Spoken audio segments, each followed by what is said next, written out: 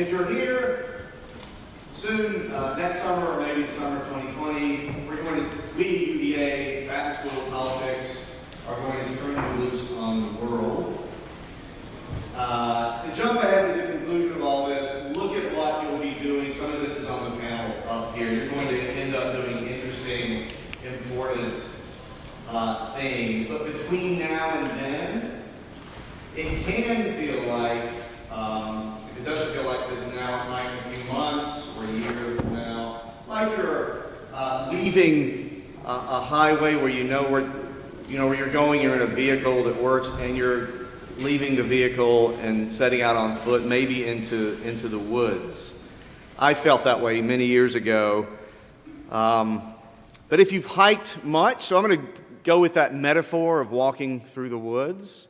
And that can sound scary, like you're wandering through the wilds. But if you've hiked much around here or elsewhere, you know that usually there are paths. And you might not see them right away, but they're there. Sometimes you can only find them if you just set out into the woods and maybe make a wrong turn or two. So I did this last Saturday. I was on part of the Rivanna Trail I'd never been on before and took a couple of wrong turns. There weren't the little signs saying RTF, and I took a wrong, but I found the path again. And by path, I mean a path that someone else has been on before. So you can find these when you leave college. Some of these paths are well-trod and some of them aren't. Sometimes you'll see, I'm not on a path, but there's a path over there. I can kind of track that. I can see where that's going. I don't necessarily want to get on that path. It's a little too well-trod for me. But it is comforting to know that it's there, and I want to track it. As you know also, in today's society, in today's economy, lots of people will take a path, settle somewhere in a particular career, and then decide, for whatever reason, personal or reasons structured in the economy, they need to get on another path and head to another destination. Sometimes that is in a direction you could not have anticipated when you were in college. This is true of lots and lots of people. So you might be hearing some of that too from the panel. So we're doing this to give you a few pictures, a few snapshots of what this is like, how people end up at various stages of careers who were UVA students, mostly majoring in politics with also some Batten experience on the panel, where their paths have taken them and when they've stopped for a while and then gotten back on another path. So enough of the metaphor. That's just by way of introduction. I'm going to turn things over to my colleague, Paul Friedman, Associate Chair of Politics, to tell us what's next. Thank you.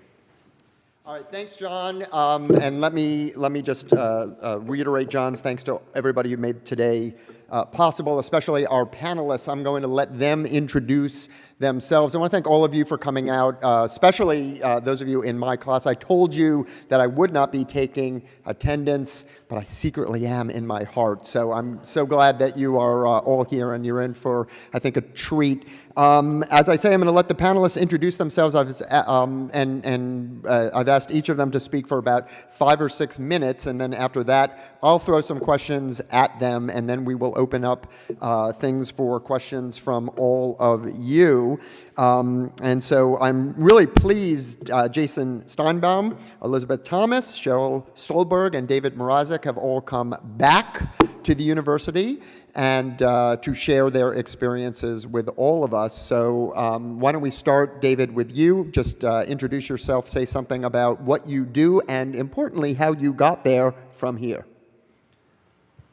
Sure thing. Can everybody hear me okay? You guys aren't bored yet, are you? My name's David Mrazek. I was a graduate in government and foreign affairs back in 2001. Made the ambitious mistake of writing a thesis while I was here, so put a pin in that. I'm happy to answer questions about that one later, but it was fun. I took the road taken coming right out of UVA politics department. I went to law school. It seemed like the logical thing to do at the time. After my law degree, I got sort of sucked up into the whirlwind of corporate practice in New York City. So I worked at a couple of very large corporate law firms in New York. mergers and acquisitions, private equity, venture capital investments, all of that sort of stuff, IPOs, you name it. And, did that for a number of years. Realized at some point in my career that I felt like I was on a little bit of a conveyor belt and wanted some sort of a change. And instead of becoming a partner in one of these big law firms, I got an opportunity to go be a general counsel and a managing director at a large company. So I got to run my own department within a business. I got to, hire and fire and do all the fun things that a boss gets to do. I realized that in and of itself is also not necessarily as exciting as it's all cracked up to be. And so I've found my way now to being a private principal investor in basically a private financial services company. So we invest in all sorts of companies with principal capital dollars. And so I can, talk to you guys when we get in the more one-on-one session a little bit about what it's like to underwrite and due diligence and invest in businesses literally from the ground up, and what kinds of things we look for, what kind of attributes we look for in companies that we invest in. But what I would say, I think most importantly through the whole journey, and I like John's allusion to the road not taken, the road that you track, the path that you eventually find yourself back on. What I would say is the foundational skills in this room, and hopefully the reason you guys are here, are probably the single biggest influence on me as I've kind of wandered that path, which is, and I can say this, both to their credit and to their detriment. Paul and John were both professors of mine going all the way back to, the late 90s, early 2000s. So if you want stories about them later, I'm happy to share those as well. Those will cost you, though. But in all seriousness, the skills when it comes to, the reading, the writing, the analytics, the learning to question, learning to think critically, I think those are the single biggest asset that I took out of a politics education at Virginia, and they're probably the single most important thing that at every stage in my career have helped me to be successful. I don't think you could be a good practicing attorney if you don't have the ability to speak clearly and communicate thoughts clearly, certainly if you don't have the ability to write thoughts clearly and communicate effectively. And I think the same goes in business. All my experience in business is, you need to be able to look somebody in the eye, give a firm handshake. You need to be able to communicate your ideas concisely and effectively. You need to be able to relate to people. And I think all of the open idea exchange and the critical thinking that gets taught here and that gets really encouraged and fostered in the types of classes and programs you're in now are absolutely the benchmark for everything that you will do in the future. So, while you will hear from, I think everybody here, different ways that they found the career paths that they found, I think, the underlying skill sets, the underlying capabilities, and the underlying expertise they brought from here, it has been a big motivating force for them at every point in their careers. So I think that's probably enough for now. Okay, well, we'll come back. We've got more for you. Cheryl. Okay, can everyone hear? So my name is Cheryl Stolberg. If you read the New York Times and you read bylines, you'll know that my byline is Cheryl Gay Stolberg. I cover Congress for the New York Times, and I got to become a journalist in a very simple and easy way. I worked for the Cavalier Daily. So my path was fairly direct out of school. I should say I graduated in 1983. I'm, I think, the elder stateswoman here, and usually I don't reveal that number, but whatever, I own it. After school, I did some internships, summer internships, then I worked for 4 years at the Providence Journal. I jumped to the Los Angeles Times, where I spent almost 10 years, and I've been at the New York Times for almost 20 years. And I've done a lot of things at the Times. I've really been able to reinvent myself within the newspaper. It's one of the wonderful things about working for the New York Times. I began as a science correspondent, writing about medical ethics and policy in Washington. I then covered Congress. This is my second tour of duty covering Congress. I also covered the Bush and Obama White Houses, and in those jobs I was able to travel all over the world with two presidents and also see, really witness history in the making. And I feel like it was a privilege to be able to witness a Republican president and a Democratic president. I believe in the free flow and free exchange of ideas, as I said earlier, and that's one of the things that I think I really took away from my time at UVA and my experience in the Department of Politics. I don't think any of the professors I had are still here, but I took a course in conservative thought and conservative philosophy, and I think that was really important to the work that I'm doing now. It's extremely important as a journalist to be able to see both sides. My kids often rail at me for having no opinions, but whatever job you do in journalism, you need to be able to sort of put yourself in the other person's shoes. And that means, for me, putting myself in the other person's political or policy shoes and being able to see things from all perspectives. So I would encourage you in your education to not be siloed. If you come at politics from one perspective or another, challenge yourself. If you're a liberal, watch Fox News. If you're a conservative, watch MSNBC. And commit to the ideals that Thomas Jefferson set forth. Whoops. Straight. There we go. I think I can do without it. Can I do without it? What's that? Okay, great. Just commit to his ideals. You know, he wanted a place where there would be a free flow of ideas, a free exchange, and I urge you to pursue that as you develop your critical thinking skills, which are incredibly important for any career, I don't care what you're doing, and also your writing skills. I would encourage you all to work on your writing skills. Those skills will transfer to any job. You can need to be a writer to be a scientist or a doctor these days. So I guess that's all the advice I had.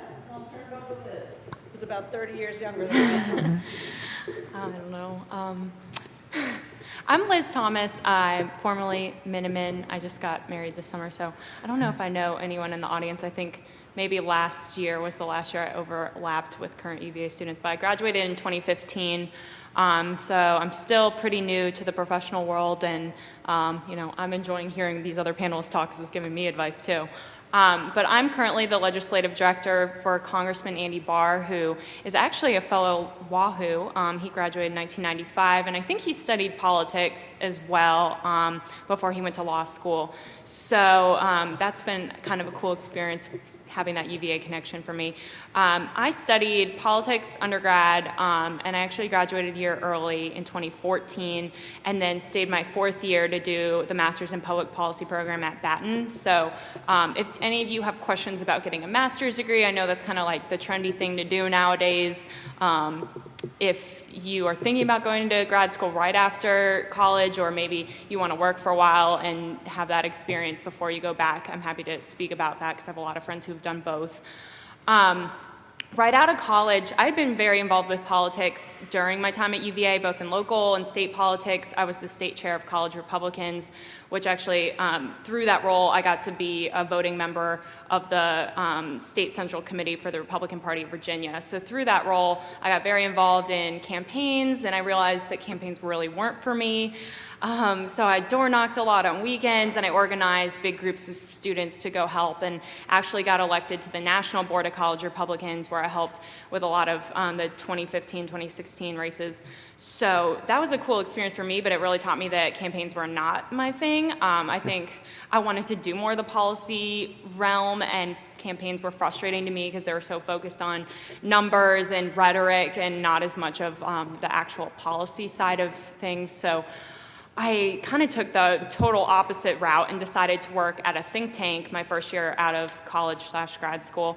So I got a job as a research assistant at the American Enterprise Institute, which is kind of a center-right think tank. And I tell a lot of people working at a think tank's a lot like being in college again, because it's a very academic environment. Maybe not all think tanks, but at least some of the ones that are more academic focused. So basically I worked for a couple of economists. I learned so much from them. But day to day, my job was literally running regressions and stata. I don't know if any of you have taken some statistics or econ courses and had to do that, but I realized that also that is not my thing. I'm more of a people person and more into writing. And so during that year, I learned a lot from the people I work for. Actually, my former boss is now Kevin Hassett, the chair of the Council of Economic Advisors at the White House. So it's great to have those connections. But I realized I did not want to get a PhD in economics. So I think even the jobs you have or the lessons you have, maybe classes you've taken at UVA that you thought maybe would be interesting, but you realize that's really not my thing. I think those are some of the most meaningful experiences, honestly, because you learn, what you're good at, what your passion is. So from there, after a year at AEI, I started to look for other jobs and luckily had a great network of UVA alumni that worked on Capitol Hill. So I was able to really tap into that and started networking a lot. Getting a job on the Hill is a lot different than getting a job anywhere else. It kind of bothered me because I was like, I went to UVA, I have a master's degree, you should hire me for a policy job. And they're like, actually, you need to be an unpaid intern, be a staff assistant, be a legislative correspondent, slowly work your way up. So the Hill really doesn't pay well either, and living in DC is very expensive. So I was kind of, I think, a little bit of a snob. I was like, I'm not going to do that. So, but people that do that, I have the most respect for them because working your way up the hill is not easy. But thankfully, Congressman Barr, since he went to UVA, was very understood that, my experience and background, and he gave me a chance to be a legislative assistant with no Hill experience, which was very difficult. So my first day on the job, I had no idea what I was doing. I was very used to writing academic papers. No offense to the politics department, but writing 10-page papers is a great way to learn how to think, but when it comes to being in a congressional office or like a fast-paced work environment, it's really not the type of writing style you need to have. So first day on the job, my boss said, I have to give a speech on the floor of the House at 2 o'clock on the Department of Labor overtime rule, so can you draft something for me? And I was like, I have no idea what that is. I have no idea how to write a speech. Thankfully, Batten School definitely helped me with more of the professional writing, but I had to learn to be much more succinct in my writing. And I learned a lot in my position as a legislative assistant. Now I've moved up to legislative director, so I oversee pretty much the entire policy department of our office and handle healthcare, tax, budget, appropriations, housing, financial services issues. So people always say the Hill is a mile wide and an inch deep, so I think that's pretty true. I know a little bit about everything, but I think my next career step, I'd really like to dive into 1 or 2 policy issues. But I will stop there and turn it over to Jason, who I'm sure has a lot more to say about working on the Hill because he has a lot more experience than I do. So thank you. Well, first, let me say Liz just nailed it. She completely nailed what it is to be a staffer, how you get to be a staffer, how you move up as a staffer. She totally nailed it, and what it is to be a staffer. She said we're an inch deep and a mile wide. I have another way of explaining that. I look at us all as puddles, right? We're like this deep, that wide, but can fill up really fast with information. And then we know how to drain it down into 1 page, because that's what our boss wants. 1 page, 2 pages, because that's what they go to the floor with. All right? So, first, you nailed it. But let me start with just one quick anecdote. I think not the last time I was in this room, but it could be the second to last time I was in this room. I was right here with 3 other people. We were all wearing our little tux things because I was in a barbershop quartet, and we sang in one of the a cappella festivals that they used to do in this room. We were the Scuffed Shoes. We got up here and we wailed on 2 or 3 songs. So anyway, that was my last time here. Any singers here? Thank you. There's a job, right? We have a job for you. Okay, so I'll say a little bit about how I got to my job and then what I do, as everyone has done. I, too, was in the Department of Government and Foreign Affairs, which is now kind of the Department of Politics. While I was there, I had an internship on Capitol Hill for a Democratic member of Congress, learned to write a letter and a congressional record statement and things like that, where I typed them on typewriters. I don't know if you know that word. It's typewriter. Yeah, we use those. And anyway, so I did that, and after I graduated from here, I did another internship. I worked for a political consulting company that made political TV commercials, and I had an experience almost like yours. I said, this was interesting, I don't want to do this.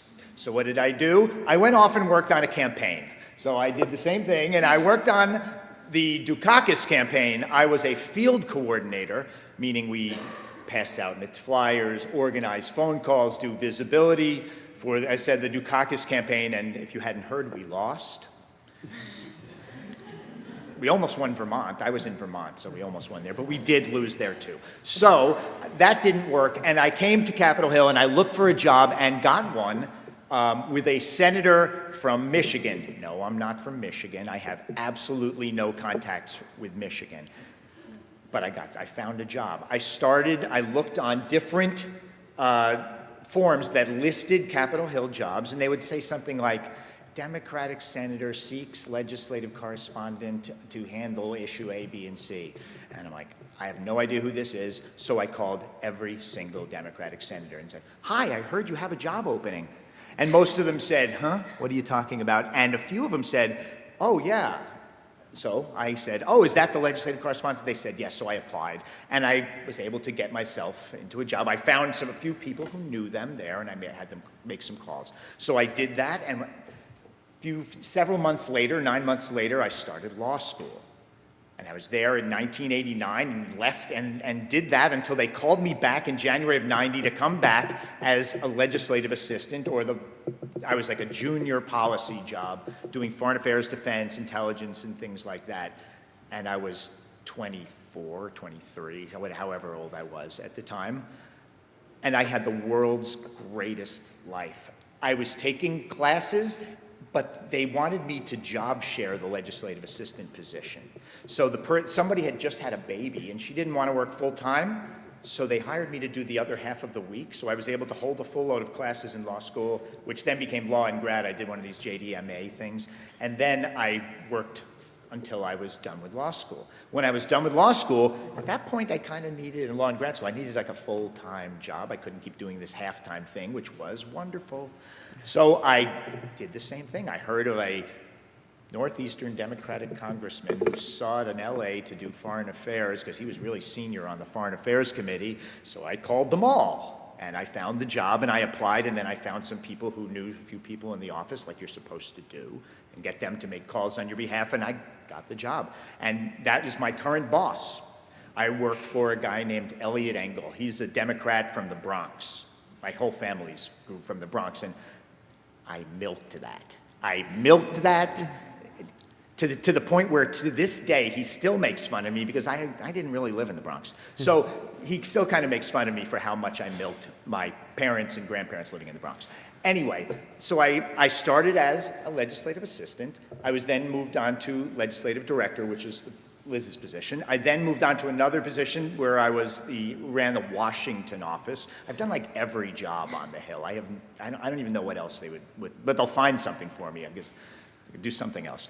So I did that up until the mid-2000s when my boss became a ranking member on a subcommittee on foreign affairs. Now this got to the job that I had been wanting to do the whole time. How long did this take? This took me about 17 years to get on a committee staff. 17 years. It was a little ridiculous. I was still doing foreign affairs, so I liked it. I really liked the work, and we'll get to that in a second.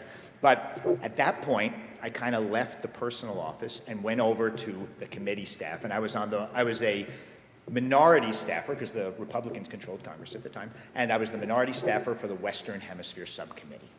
Did that for a few years till the Democrats took the House, and then I became the majority staff director for that subcommittee, and then we went back in the minority again because the Republicans won Congress again, until which time enough members of Congress had cleared out above my boss on that committee where he then was able to challenge to become the ranking member of the full committee.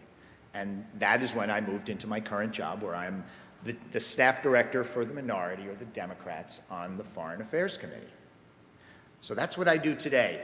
So I'll tell you just a little bit about what I do kind of on a day-to-day basis. One of the reasons I've been doing this for such a long time is because it's a great job. It's not the place you're going to go, like David, to make more money than a government employee. But the work is really good. And any given day, I will be meeting with some foreign minister, writing up legislation dealing with sanctions on some country, going to the floor where they're going to take up a piece of legislation on an issue area relating to the State Department, or planning a trip where we're going over to Kosovo to observe elections. And it goes on from there. So I have really enjoyed my job. I've been doing it now over 29 years, which is kind of ridiculous. I had my 30th anniversary of a reunion in June of this year of graduating from UVA, which is absolutely ridiculous because I still feel like the same 8-year-old that was in elementary school half the time. So that's what I wanted to say. I'm happy to take any questions when the time comes. Fantastic. Let me thank all of you, and we will open up questions. I'm struck, let me say just a couple of quick observations, some commonalities here. One is the importance of writing. Several of you mentioned that and really emphasized those skills. And Liz, I like the distinction you made between the kind of term paper kind of writing and then the Batten policy memo type of writing. And I'm going to ask you in a minute each to say something about UVA, and maybe you'll think a little bit about writing. The second theme is UVA, and I'm struck by the extent to which each of you has been able to build upon your UVA experience, whether it's writing for the Cav Daily or particular courses that you took or alumni connections and networks. And I think that's something for us to keep in mind and think about how we can build on and exploit that. In fact, that's part of the reason for all of us being here together today. And then the final theme that I'm really struck by, and I hope people hear, is this theme of reinvention, because each of you either used that word or else conveyed the sense in which you've reinvented yourself. You've reinvented your career. You started down a path, and then it took twists and turns. I don't think anybody has gotten as lost as John Owen did last weekend, but you've had adventures in some cases, and this is actually something that I think bears noting. Law school, grad school, career in different order, right? So none of you really locked in. Cheryl, you're doing the same kind of thing that you've done, but you talked about your own reinvention, different newspapers, different jobs, different areas of focus at the New York Times. Jason, you've done 100 different things, or will soon. So I wanted to, before we open up things up to questions, I wanted to just give each of you a chance to reflect specifically on one thing or more than one thing that you did here at UVA that set you up well, particularly either in terms of writing. David, I know that it's a course that you took either with me or John, so you're going to have to think of something else, but something that really put you in good stead, and that for most of the people in this room, it's not quite too late for them to take a crack at. Anywhere. I'll just list, I'm actually going to list two things. Good. Okay. Number one, there were two things that I did that gave me, that come to mind immediately. First of all, you were the head of the college Republicans. I was actually the head of the college Democrats while I was here. And when I got into that, I had no idea what it was to work with people who had different backgrounds, different political instincts, different interests, and it taught me to learn from them and to shut up and listen. So that was a skill as I'm sitting here talking. But it was a skill that I've taken and I have embraced in the job I have now, which is a managerial job where I listen to the staff because they're the experts. I'm not. My job is to clear the way for them to do their jobs. So that was one thing. And the other experience that I wanted to mention was just one paper that I wrote as an undergraduate. I don't know if Larry Sabato still teaches classes or not, but I had him as a professor in his campaigns and elections class, and I wrote a paper about he assigned one long paper on one campaign, and I wrote about did you do this one? I did that, and I'm going to tell a story about it. Love it. I wrote about Frank Lautenberg beating Millicent Fenwick in New Jersey. He was a senator from New Jersey. She was a congresswoman from New Jersey with a family history, her family history from New Jersey, and he was a wealthy Democrat. And I wrote about how he beat Millicent Fenwick. And I remember writing that paper and learning about their campaigns and all, but I'll just tell you a really quick story about it. So while I was here, the person I was dating at the time... You're allowed to say that. That's okay. Well, I'm my friend. her best friend was a student at a different university, and her best friend was on the ski team with Frank Lautenberg's daughter.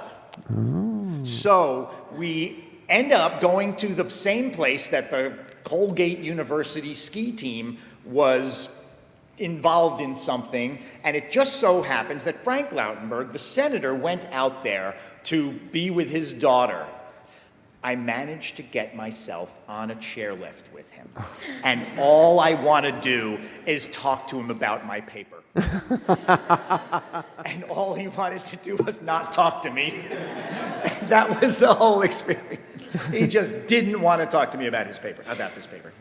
Good stuff. Cheryl, what's, yeah. Okay, so I also had Larry Sabato as a professor and took the campaigns and elections class, and I decided that I was going to write about the campaign in which Al D'Amato, the senator from New York, defeated Jacob Javits, who was an old-time Democrat in New York, and he had Javits had faced a primary challenge. It was a very, very nasty campaign. It was probably one of the earliest really nasty campaigns, and I decided that I was going to get myself an interview with Al D'Amato for my story. So you went skiing? What's that? You went skiing? I didn't go skiing, no. So I drive myself up to the Capitol, and I have arranged it for this interview. And I don't know, how many of you have been in the Capitol, in the U.S. Capitol? So those of you who have, you know that there are subways that connect the Capitol building to Senate and House office buildings. So I show up in D'Amato's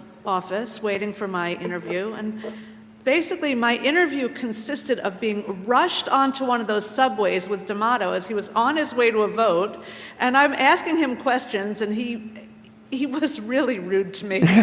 And he just kind of blew me off, and then he was off to vote, and that was it. But it was a wonderful experience because it melded all the things that I need to do in my current job, and I don't mean just interview lawmakers. I had to do research, I had to write, and I had to get outside myself. I had to actually interact with the world, which I thought was fantastic because it was not simply an academic exercise, it was a real world exercise. And that experience has really lasted with me. And one final note, when I submitted my paper, it came back with Larry's note saying, "Too journalistic and breezy in style." Nice. Which I still tease him about. That's And I was funny. like, what do you expect? I'm a reporter." journalist. But that's the other lesson of your story. For those of you who go on to become United States senators, right? You never know if the UVA student who's bugging you for an interview is going to go on to become the congressional correspondent of the New York Times. Treat him a little nice and a little better, Liz.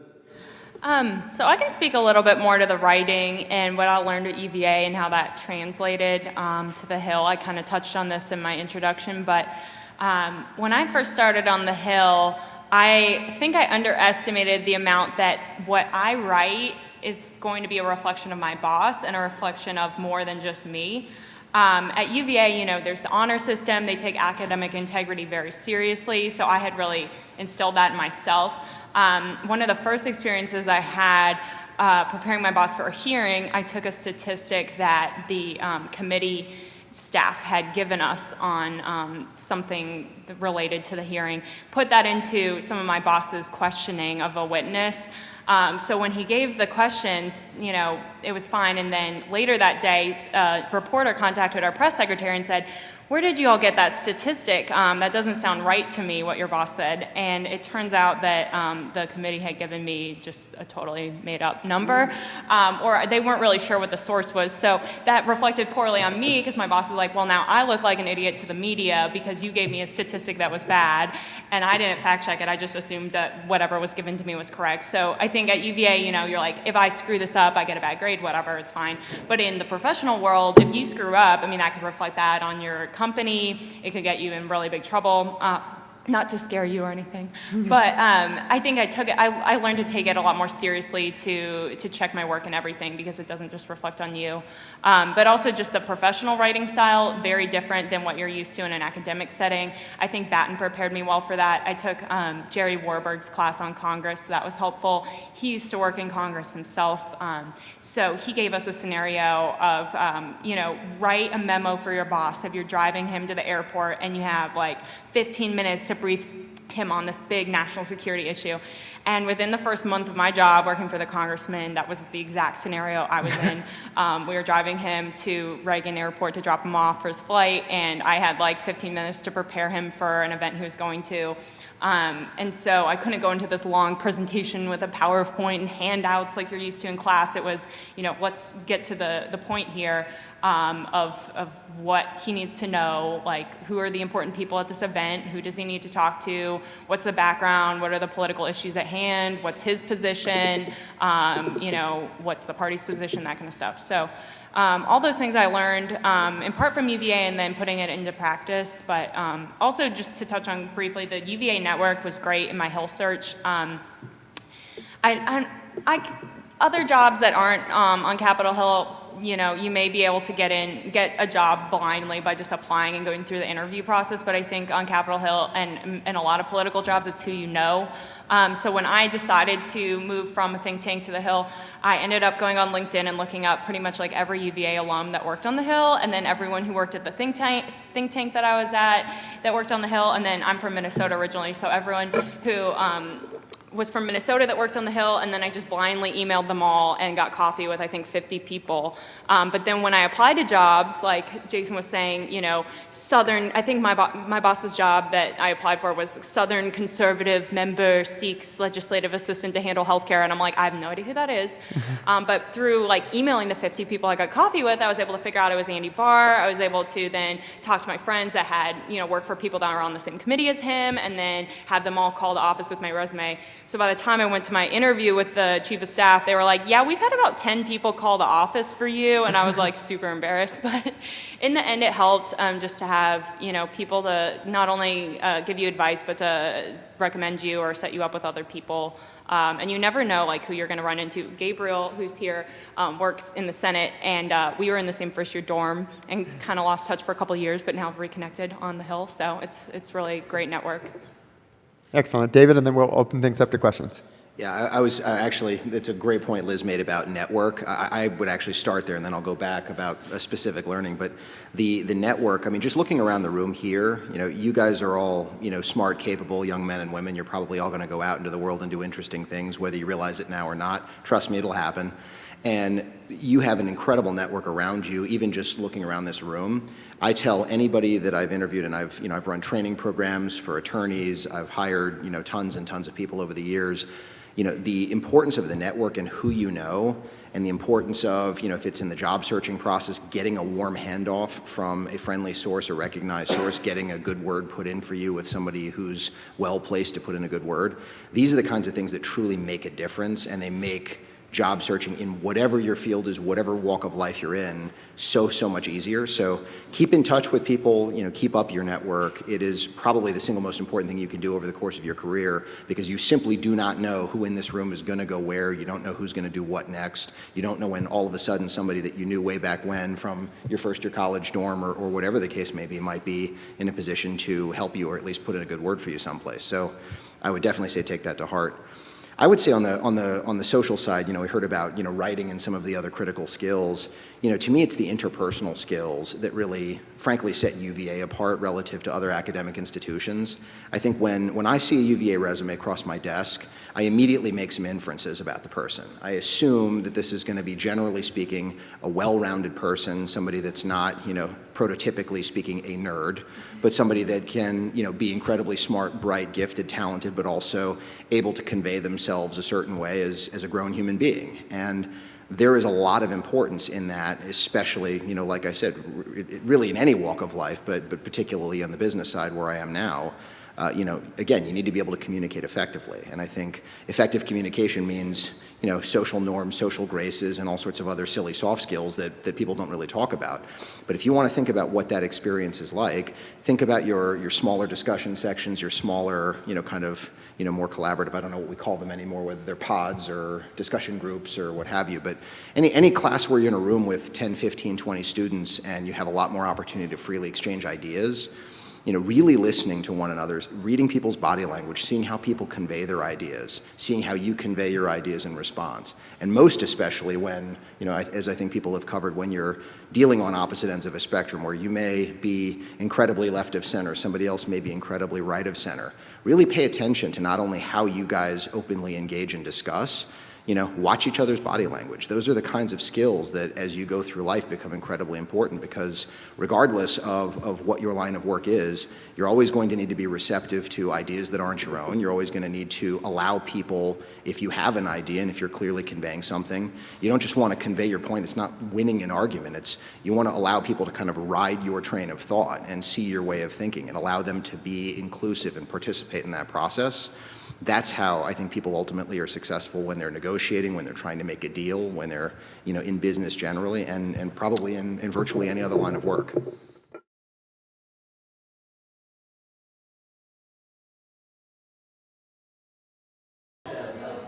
I'll take a stab at that one first. No earthly idea. I went to law school because law school seemed like the totally logical thing to do when you wrote a bunch of 10-page papers for Professor Friedman, Professor Owen. Actually, I think it was 20-page papers back then. The sort of logical, okay, I sort of learned how to think and write and negotiate and argue and this and that. So, okay, law school, sure, why not? Plus, I bought into the lie that my parents always told me, which is that the law school education, there's no downside to it. It gives you extra skills. It prepares you for life, yada. None of which is true, by the way. But what I found interesting was, the coming out of law school, there's just this very strong pull. If I had gone into law school with some really strong preconceived idea about what I wanted to do later, so if I had wanted to go do policy work on the Hill or something to that effect, I probably would have pushed myself into a certain direction and I would have treated my law school education differently. For me, it was just the thing to go do. I went and did it, and when you were there was a very, very palpable vacuum towards, sort of corporate practice, whether you wanted to be a corporate lawyer, a litigator, a whatever. And there was a very strong pull towards a handful of really large urban markets for those types of attorneys, New York, Washington, D.C., Chicago, L.A. And so for me, it was, I was, whether I realized it or not, I was really on a conveyor belt for quite a while. And once you're, in a job like that and you're working, insane amounts of hours, which I think probably everyone here has done, your head's kind of down. And until you have something that makes you, take a step back, have that introspective pause, my head was just down. I was working. I was really good at what I was doing. I was, generally speaking, I think I was having fun when I thought about it. And it took, sort of a shock to the system of sorts to really reevaluate, hey, where am I? What am I doing? Am I enjoying this? Is this who I really want to be for the rest of my life? And for me, at least, it wasn't until I had a moment like that, generally generated from outside, that was what made me stop and revisit and say, yeah, I think I want to make a change. So I can talk about that a little bit too. So I was on a very direct path. I worked for the Cavalier Daily. I was the executive editor. I knew I wanted to be a reporter, and I sort of slid right in. In my early years, about a year after I graduated, I thought about law school, and I actually went and got recommendations from my UVA professors and took the LSATs, and I eventually decided, you know what, I really like what I'm doing. I love what I'm doing, and I have loved all aspects of my career. But I'm definitely a mid-career person now, so I'm at the stage of my life where I'm thinking, gee, is this really what I still want to be doing? And I had one of those moments. I was a political features writer in the 2012 elections. I did a lot of biographical stories of the Republican presidential candidates, and I loved that job, and I continued as a political features writer. But by about 2014 or so, I was actually getting tired of Washington coverage. I was kind of tired of the fight. And so I didn't mention this in my introduction, but I went off to become a national correspondent, where I kind of roamed the country, and I had a region. My region was the Mid-Atlantic. I wound up covering the Freddie Gray uprising in Baltimore. I spent a lot of time in the poorest neighborhoods of Baltimore, which I am really, really grateful for because it opened my eyes to the plight of people living in our cities that, people should not have to be living the way those folks are living. So I'm very, very grateful for that. After a while, though, when Donald Trump got elected, I kind of felt a pull to come back to Washington coverage. I felt like we were living in a really consequential time, and that Congress is a place that is, by its nature, the check and balance on the presidency. We already had our White House team in place. I frankly don't think I would have wanted to go back to covering the White House again, but this job opened up and I had to really think about it. I had done this job 15 years earlier. Did I really want to go back to doing the same thing as I did 15 years ago? Did I want to get out of journalism? And I pursued some sort of interview type, informational meetings with people in other fields. And I came to the realization that I wasn't really done with journalism and that this was a great opportunity. And I'm very, very glad that I've done it. I just recently came off covering the Kavanaugh hearings. It was a very searing moment for our country, a historic moment. I feel an obligation I almost feel like I'm writing for the history books in a way. I'm more aware at this point in my career that historians will be reading my coverage to look for what we call the first rough draft. So I guess I would say you never know what path you're going to take, but along the way, you will rethink and re-examine and challenge your own notions about what you want to do and if you are where you want to be. And change is okay, and staying in the same place is okay. Real quick, when you work in politics, it's very unpredictable. Obviously, Congress, especially if you're in the House, there's elections every 2 years. So I knew going into it that this job may be not permanent. It can't be permanent because actually I think Larry Sabato has my race as a toss-up right now. So I might not have a job in a few months. But it was tough because out of school, I was very type A. I think many UVA students are, where you have, your path in high school. You got to take these AP classes, take the SATs, get into college, and you have a path in college to do your major. When you get out of college, you're like, wow, I could do anything. And I think it took me a while to stop comparing myself to others and what progress I've made in my career versus other people's, because everyone takes a different path. One of my friends just traveled the world for a year. I was like, that's awesome. I mean, he's looking for a job now, but it's, I just think you have to follow your passion, and I think the experiences you have will lead you to the type of career that you want to have. In my current job, I think one of the most rewarding things I do that I never got to do in school or at the think tank was working with the people directly that the policies impact. I just drafted a bill on opioid abuse that is such a big problem in Kentucky, and it was based on my experiences visiting people in Appalachia that are dying every day of opioids, and meeting them and bouncing ideas off of the people that are on the front lines. And we were able to write a bill that was signed into law just 2 days ago.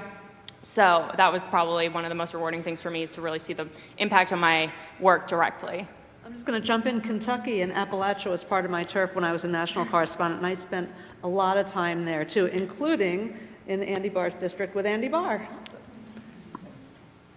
I wanted to kind of touch on just a few of the things that people said.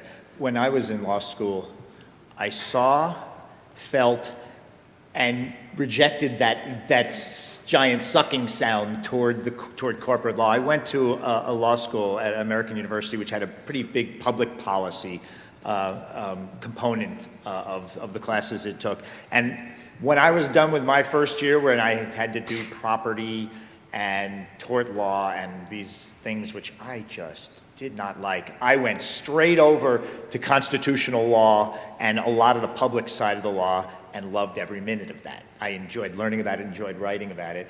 So I started out not liking it, and then I moved into a position where I really sort of enjoyed it. Of course, then I got my law degree, which was all based on this kind of con law, administrative law, law of foreign policy, and that kind of thing. So if anyone needs a lawyer, you don't want me because you are going to jail. You got Do not pass go, do not collect $200, you're going to jail. So you got the liberal arts law degree. I got that. That's what I got. And it was great. That was interesting to me. And I wanted to say something about what Cheryl said. What is kind of driving Cheryl back to Congress and national policy is driving me in a sort of a way, and I'll explain what I mean. Congress is set up as Article 1. When we act as an arm of Article 2, we are failing the country. And I have been so frustrated over the last, not just 2 years, but it's gotten worse throughout my career. I don't know what happens next year, but I find it very, very frustrating in my job. And I spend time thinking about that and as to whether I stay or I go or, and people think the Democrats are going to win the House, so they all expect me to be saying, oh, this is wonderful.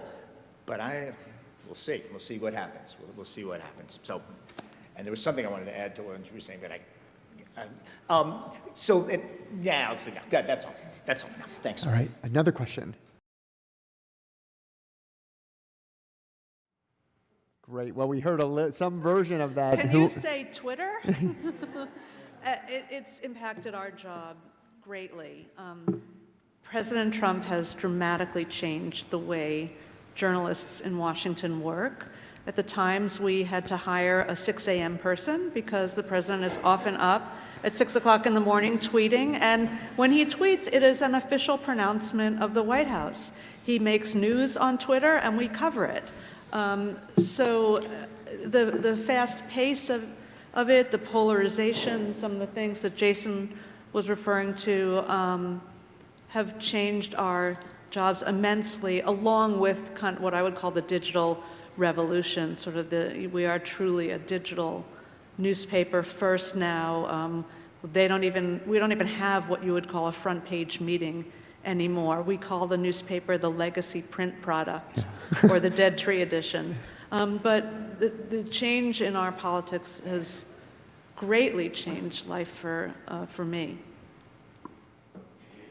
Yeah, I would say I haven't been obviously in the work world for that long, but from what I've heard from my colleagues, it's definitely been more difficult to get stuff done in a bipartisan way in Congress. And even divisions in the Republican Party have made it difficult to just compromise on things that you would think are pretty common sense.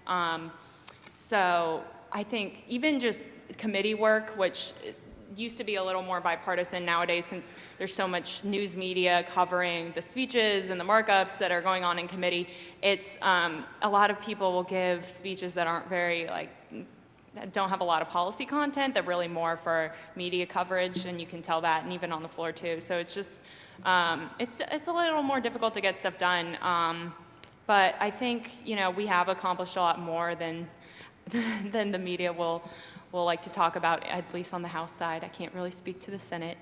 But I think just knowing the 24-hour news coverage, even for my congressman who, has 2 young kids and he has a wife in Kentucky that he barely sees his family. I think people don't know how hard it is as a congressman to be under that pressure all the time. I mean, he sleeps in his office. He has a tiny cot that he sleeps in, and he showers at the gym every day, and he flies out Monday morning at 6 a.m. And as soon as votes are done, we pick him up directly from the Capitol, drive him to the airport to get back home. But he's rarely with his family, and everything he does is scrutinized. So it's definitely getting a lot worse in terms of the 24-hour news coverage, I would say, and just social media in general is just really tough, especially during campaign season. I have little more to add. It's other than from when I started on the Hill, as I mentioned, 29 years ago or so. There was much greater bipartisanship. There was a convergence of the political parties. There were more Republicans that crossed over the kind of political divide, liberal Republicans, which don't really exist anymore, onto the Democratic side. And there were conservative Democrats that crossed over onto the Republican side, or of the divide sort of in the middle. So you ended up having a powerful center in politics, which helped get things done. And there were some other structural reasons why we're having a tough time getting things done. But that center is disappearing. And it's a problem in our society when people are rushing to the polls. So you see that every day in the mortal combat of people running to their tribe instead of sitting up and defending a policy position that someone's going to take. This may or may not answer your question, and I don't want to bore anybody with, incredibly detailed legislative history and this, that, and the other. But I would just say if you're in the business of trying to do business, of trying to make deals, of buying and selling businesses and trying to figure out how to structure things, I would say the phenomenon of some of this more partisan-led legislation and the rush with which a lot of it gets pushed through. So, I'm thinking of the most recent tax reform, which I'm sure, most people in the room have at least, heard about in the context of their UVA classes. What it does is it makes people's like my jobs incredibly difficult because, the way that we used to run a particular playbook to buy or sell a company to structure a transaction can change overnight. And because of the rush with which it's being done on a partisan basis, you didn't have people crossing the aisle. Sarbanes-Oxley was a transformative piece of legislation back in the early 2000s. I don't know how many people in this room have even heard of it. Show of hands. I'm not seeing any of the students' hands. All right, so just I won't talk a lot about it, but just it was a very important piece of legislation around, among other things, financial transparency for public companies. So it was an attempt to make public companies, public equity markets better, more secure, more trustworthy for people like us to be able to do simple things like buy shares of stock in a company. Legislation like what's coming out now, because it's being hurried through and you haven't had this bipartisan effort to really hammer out all of the underlying bureaucratic stuff that goes with passing a law like this, it starts to really complicate business. So we're still trying to figure out what the new tax law really does. There's whole sorts of, courts and agencies and other things that come out with thought pieces around, well, we think it means this. Doesn't necessarily mean it does. And so it really has ramifications, I think, from a sloppiness point of view in terms of as we try to do our daily trade. It's more complicated. If I could just jump in, you learn, I'm sure, in your politics classes that the way a bill becomes law is it goes through a committee and it has hearings and there's a markup and then the committee votes. What David is explaining is that that's all sort of by the boards now. Bills are literally being crafted in, back rooms and jammed onto the floor 24 hours after they're finished, with lawmakers having no idea what's in them and what they're voting on. And that has changed my job as well.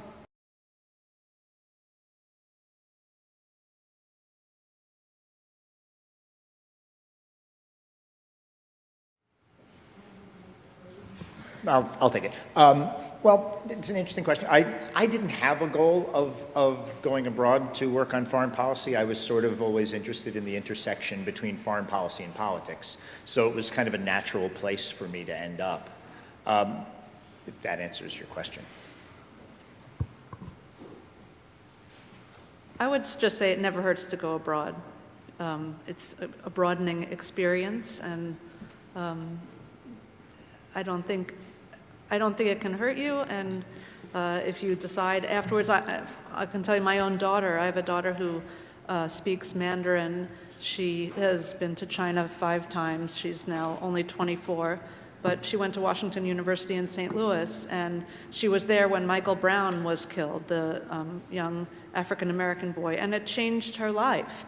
And she started getting involved in activism there. She took a political science data class, and she's now a data analyst for the group Indivisible, which is a liberal, progressive activist group. So she took a total left turn. I thought she would be in China by now, working either on foreign policy or business, but her life took another path. So I would just say follow your passion, as Liz said earlier. Yeah, I want to actually jump in on behalf of Liz's friend, who, sure, he may be looking for a job now, but he spent a year traveling around the world, and I think I can confidently say, trust all of us that you will never have a better opportunity to just do that for a year than right now, right? It's either right now or maybe when you're retired, maybe when you're in your early 70s, and you'll stay in nicer places then, but it'll be a really long time from now. If you can do it, if you can just press pause a little bit, be a little bit patient, you get to see the world. I would love, I'm saying this in front of my chair, I would love to have a year and just travel around the world. So Liz, maybe you'll introduce me to your friend and he can give me some Can I tips. just add just one Yeah. point?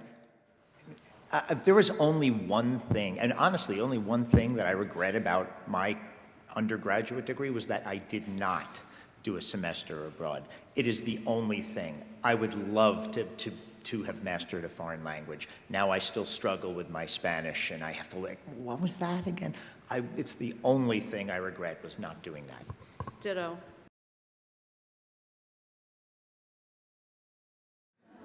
I can start. Like I said, when I started on the Hill, I'd never worked there before. I'd never even interned. So I didn't even know my way around the Capitol, because when you're an intern, you do tours, so you learn your way around. Maybe some of you have interned before. So I definitely had to fake it till I made it for a lot. I still do that today. There's a lot of, especially professional staff on committees that have been there for a long time, who have been through a lot and know the ins and outs of the parliamentary procedure way more than I do. And I think just being being resourceful and knowing what you don't know and trying to figure that out. So if I had to take my boss somewhere quickly, I might go walk there beforehand just to make sure that I know where it is before I have to take him there. But also, I think when you become more confident in your skills, like I know I can write a really good speech now. I can definitely, like, under time pressure, prepare my boss for a committee hearing or write a memo on the bills that we're working on very quickly.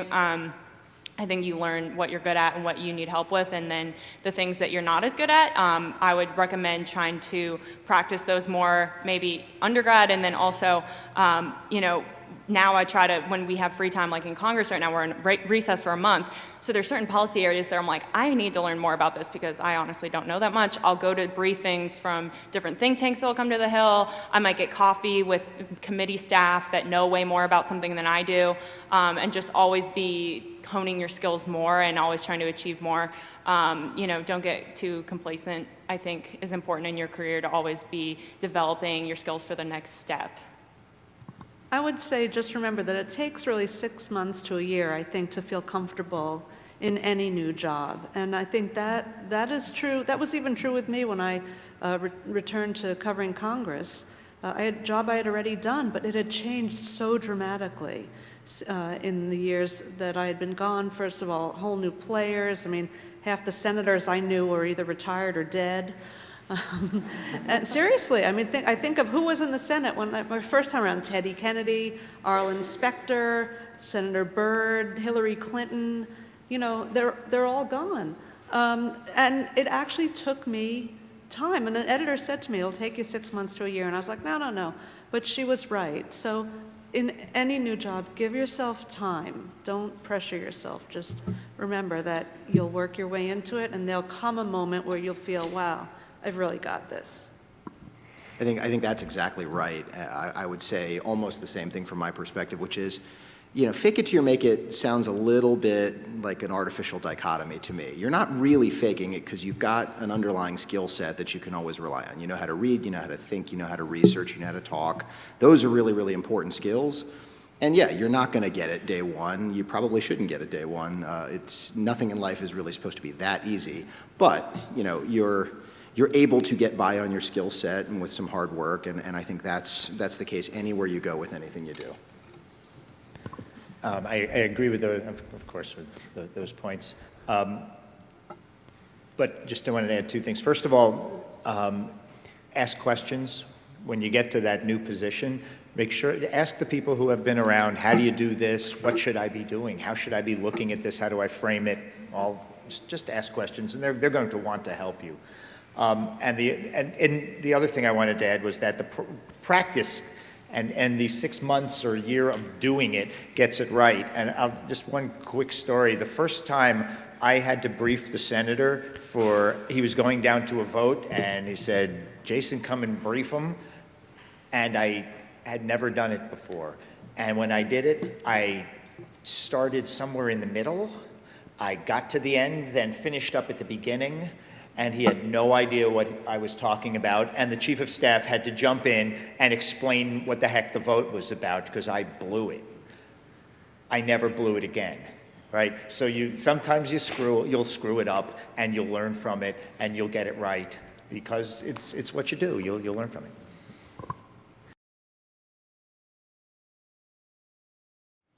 I think it can go either way. I mean, I know couples who are Democrat and Republican. Famously, you may not know of them, but Mary Matlin, who helped run George H.W. Bush's campaign, and Jim Carville, who ran Clinton's campaign, are married and have children. And for some people, they can't bridge that divide. And I think we're increasingly in a time where people are segregating themselves by political views.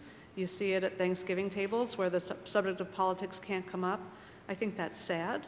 But I think it's a matter of sort of personal choice and personal tolerance. Don't know about my colleagues, but I met my wife through this stuff. My wife was working for American Jewish Committee at the time, and my boss went up to New York to speak for them, and they covered his travel. I don't even know if we can still do that now. I'm not sure. I have to ask the ethics committee. They covered his travel, but they didn't send the check. So I had to keep calling her to get the check for my boss to reimburse him for the travel, and it was taking months. And finally, she went and had to go to her personal boss to get like a special check because they never sent it from the corporate headquarters or whatever. And on the day she came up and brought that check, the other check arrived. So that's how I met my wife. Anyway. And did you take her out to a nice meal with that second check? I used both. It was a really nice meal. I would say the atmosphere at UVA in terms of being open to free flow of ideas, it's much more welcoming, and I think it's a very unique environment, so enjoy it and take advantage of talking to people with different ideas. I know the politics classes at UVA do a great job of that during the discussion sessions. In DC, I think, especially towards 2016, I have definitely lost some Facebook friends who think that I'm very pro-Trump, which is not necessarily true. But they, I think it's gotten a lot worse in terms of just the divide. In terms of my actual real friends, not just friends on social media, I'm still friends with tons of Democrats. My first year roommate was head of the University Democrats, and we kind of had an ongoing joke about that. So, it's gotten more difficult in some ways, and especially just in casual conversations with people. Like, I play in an intramural tennis league in DC, and people are like, oh, you work on the Hill? Who do you work for? Is it a Republican or a Democrat? Oh, Republican, let me tell you what I think about the tax plan. I'm like, I'm just here to play tennis. I'm not here to get into a debate. So now I just say I work for the government, and then people assume I'm like in the CIA or something. So that's kind of fun. So yeah, I think it's just, the atmosphere in DC can be a little crazy, but I think you'll meet, if you move to DC or any other city, you can definitely find a group of friends that's open to unique ideas, and I've tried to remain involved with some groups that maybe aren't all Republicans. I think working in a congressional office can get difficult sometimes because the people around me all think like me, but my boss is part of a bipartisan breakfast group, which is a really cool organization. They meet once a week, and it's people across the aisle. We come together and work on certain issues that we think have bipartisan support, like having reforming the sexual assault policies for congressional offices and the payments and all that. I'm sure you all heard about that in the news, and some of the ethics issues in the House. We've been working on legislation for that. So there definitely is more bipartisanship in DC than the media shows. There's just, some people get very worked up, especially in the past 2 years, I would say. People have taken it a lot more personally, which I understand, but I wish people wouldn't just judge me based on what party I'm from. I swear I'm a normal person. Just real quick, for those who potentially end up in careers not on the Hill, cautionary note, your politics and your political views are not necessarily always welcome areas for subject matter in the professional workplace. So be careful with that. I think you're always entitled to your views, and I think it's when and where and how you express those views is incredibly important, and sometimes discretion is the better part of valor on that. In the private sector, not all of these things are just kind of accepted as commonplace and protected, so just a good cautionary note to make sure you know your audience, make sure you know who you're talking to if you're going to be engaging in these types of dialogue. I think on the Hill, it's just kind of more conventional, more accepted that these kinds of issues are getting tossed about more openly, and that's frankly exactly the way it should be, but a little different in the private sector.